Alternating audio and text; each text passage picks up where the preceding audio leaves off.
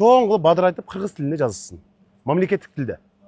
Чет элдик номерлүү машиналерди дагы күч органдарына тапшырма бериш керек.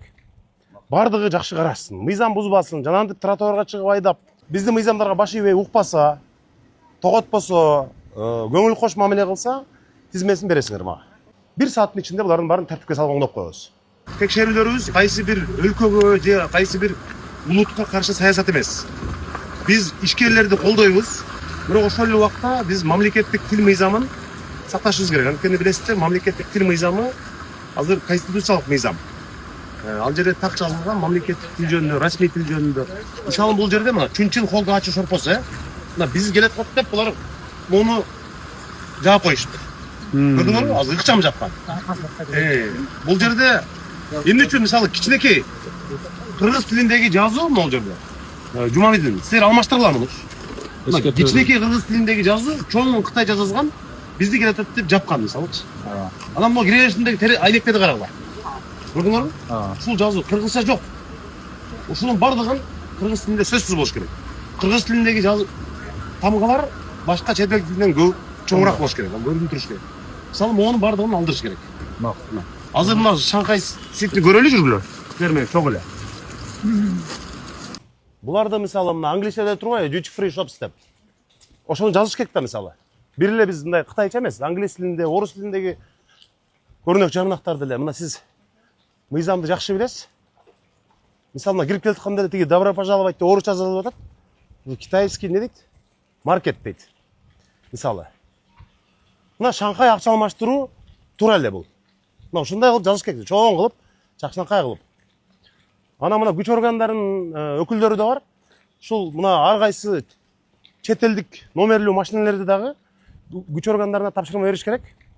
Бардыгы жакшы карашсын, мыйзам бузбасын, жанагынтип тротуарга чыгып айдап, көзгө илбей андай жоруктар такыр кайталанбаш керек.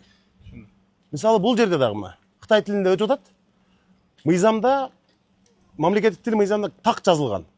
Биринчи кыргыз тилинде мамлекеттик тилде болуш керек. Мына орусча, кытайча. Ушуну дагы мына азыр бүгүн десем дагы кеч калат. Азыртан баштап ушунун баарын оңдошсун. Карабайсыңарбы тамактар? Бир дагы кыргызча жазуу жок. Бүт кытайча жазуулар мисалы монун бардыгы. Эмне бул эми? Монун бардыгын айткыла дагы азыртан баштап ошолордун бардыгын чоң кылып бадырайтып кыргыз тилинде жазылсын. Мамлекеттик тилде. Сиз билесиз, мына 26-чы беренеде так жазылып турат. Көрүнөк жарнактар боюнча мамлекеттик тилде сөз биринчи кезекте жазылыш керек. Мисалы, карабайсыңарбы, кафе бул сырттан келген коноктор мына гостиницага келсе мисалы отелге. Айтат да бул бир дагы кыргызча жазуу жок мисалы. Расмий тилде жок же мамлекеттик тилде жок. Бүт кытайча жазуулар. Ушунун баарын мына 1 саатка калбай бардыгын алып оңдошсун. Эскертүү да бергенбиз. Эскертүүнү тоготпогон болсо, айып пул салыш керек буларга. Буларга Жумамидин очойтуп айып пул салыш керек. Мисалы бул жерде караңла, мамлекеттик тилде бир сөз жок. Бир сөз. Мына ушуну абайлаш керек. Бирок мен мына урматтуу журналисттер турасыздар, бир нерсени баса белгилеп коеюн. Мэриянын кызматкерлери өзгөчө. Жанагы бөрк ал десе баш алып дегендей, ушул текшерүүдөн, ушул рейдтен кийин дароо эле келип анан бизнестин баарын баса калып, талкалап, жаап кирбегиле. Эскертип, жакшынакай айып пул менен 1 сааттын ичинде булардын баарын тартипке салып оңдоп коебуз. Мындан ары кайталабасын. Бирок анан ушул башка тилде жазып койсуңар деп келип, аларды баса калып, күлүштөп, эшиктерин жаап, андай кылбагыла. Бирок жакшынакай кылып туруп, мындан ары мамлекеттик тилде мыйзамды сакташсын. Азык-түлүк дүкөнү Шанхай деген дүкөн экен. Продуктовый магазин, асты болсо кытайча. Мамлекеттик тилде бадырайтып чоң кылып азык-түлүк дүкөнү деп ушуну жаздырыла бардыгы. Буларга 1 саат убакыт. 1 саатта бардыгы тазалап жакшына оңдоп чыксын. Экинчи мындай жаздырбай турганларыбыз. Бирок дагы бир жолу эскертип коеюн, мына күч органдарынын өкүлдөрү да жүрүшөт бул жерде.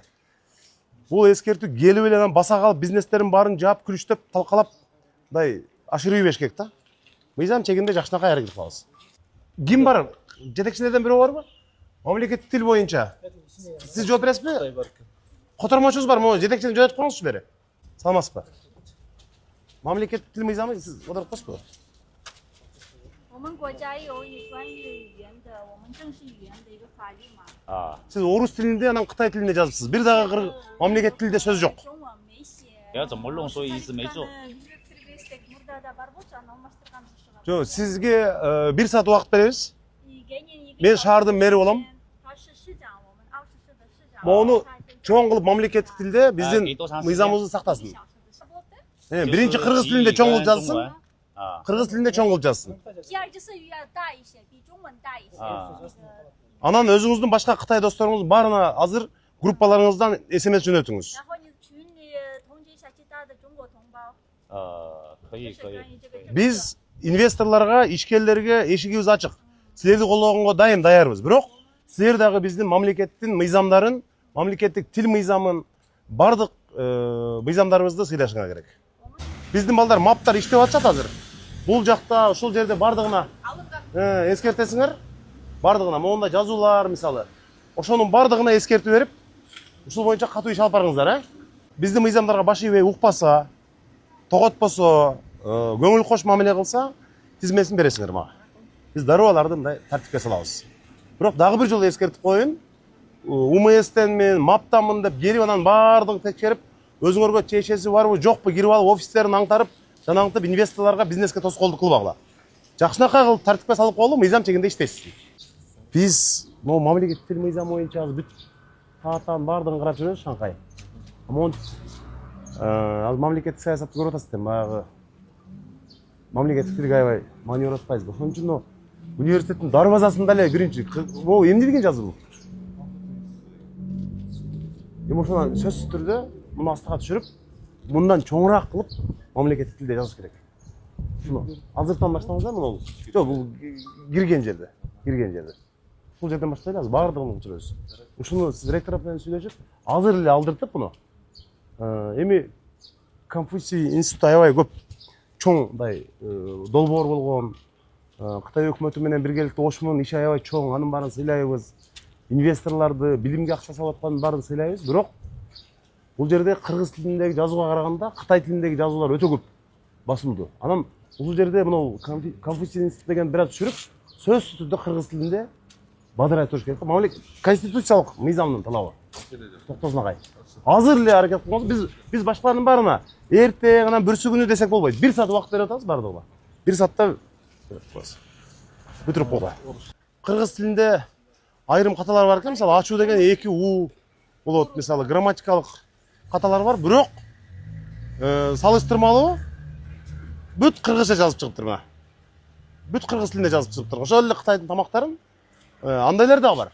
Баары эле мындай мисалы Кытай ысык казаны дейт. Бул жерде жалаң орусча, кытайча. Ушул деген ош шаарда, миллион адам жашаган ош шаарда кыргызча жок мисалы. Бул жерге бакыр айтып, монун баарын алдырып азыр жакшынакай кылып кыргызча жазып чыгышсын мисалы. Кыргызча болуш керек да ушунун бардыгычы. Мамлекеттик тил мыйзамын сактабаган үчүн буларга айып пул дагы салып, экинчи мындай кайталабай тургандай кылыш керек. Ушунун баарын мен эртең кайрадан кыдырып чыгам. Ошого чейин жакшынакай болуп бажыр айтып кыргызча жазып коюшсун булар. Билесиздер да, жанагы парламентте чоң мындай тоскоолдуктар менен мамлекеттик тил мыйзамын конституциялык мыйзам кылганбыз. Биринчи кезекте ошол жерде көрнөк жарнактар тууралуу мына 26 беренеде так жазылып турат. Биринчи ушу мамлекеттик тилде, анан расмий тилде депчи, мисалы. Биздин азыркы милдетибиз сөзсүз түрдө мамлекеттик тилде болсун. Булар бизнес катары иштей берсин. Шаар инвесторлорго, ишкерлерге жолду ачып берип атабыз. Бардык документтештирүү мурдагыдай эмес, бат-бат ыкчам жасап беребиз.